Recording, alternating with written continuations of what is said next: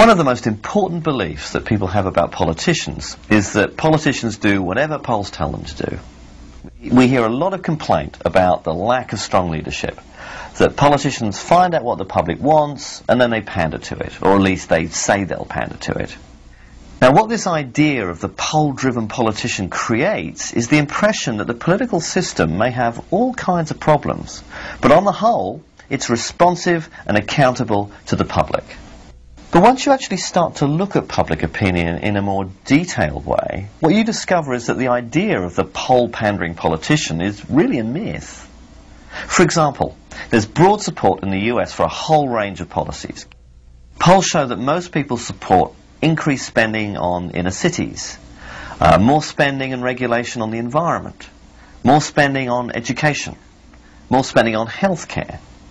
We also find that majorities support increases in the minimum wage, stricter gun control, and campaign finance reform. In other words, if politicians really were poll-driven, then they'd be in favour of a whole range of liberal or left-wing policies, when in fact they're not. Now, the question that this raises in a democracy is how is this mismatch between what the people want and the policies pursued by their representatives possible?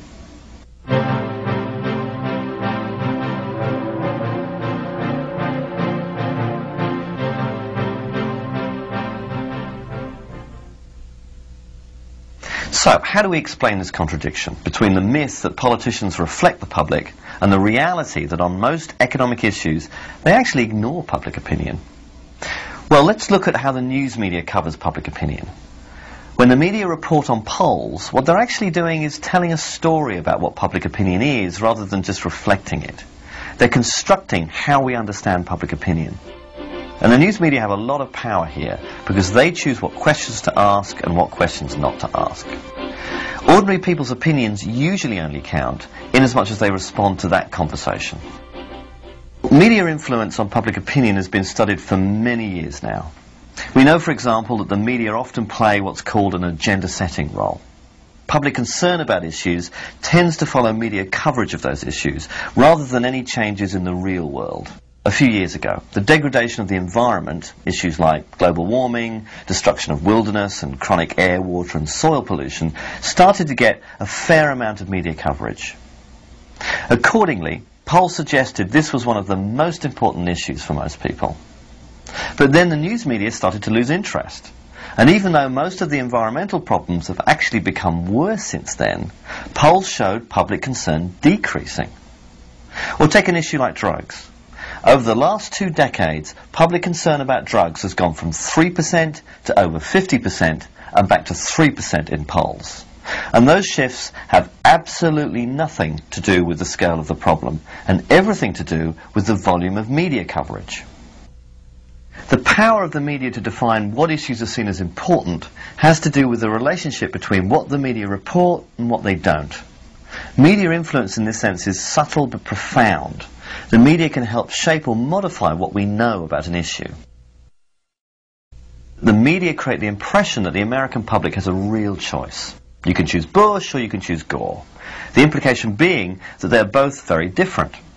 But on substantive budgetary or economic issues, the differences between them are really on the margins. Both leading Democrats and Republicans support a privatized healthcare system, they support corporate-backed global trade agreements, they support maintaining a Cold War defense budget, and they generally favor the interests of big business.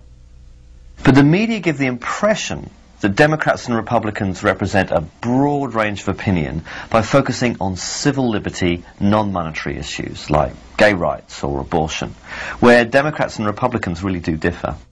And this masks the degree of elite consensus.